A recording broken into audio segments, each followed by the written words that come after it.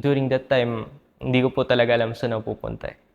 Kumbaga parang nung tumigil akong mag-aral, parang wala ng direksyon yung buhay ko.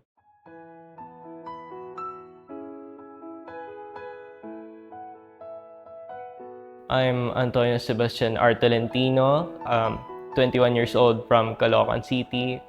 Ako po yung eldest brother sa family po namin. And before po akong mag-apply sa INJ is I was actually a college student sa kursong Information Technology, and due to financial reasons, I had to drop out po after first semester. Ayoko pong maging stagnant sa ganong part ng buhay ko.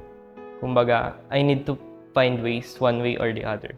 Since hindi nga po nag-workout yung college ko, then I decided na, what if maghanap ako ng mga scholarship?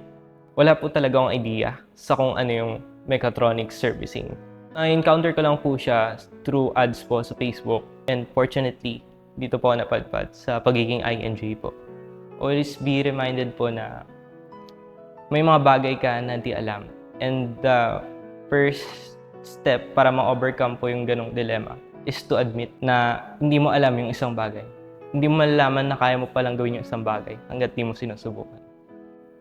Napaka-importante po nun, especially po sa mga katulad ko pong nangarap pero walang kakayanan para abutin yung pangarap.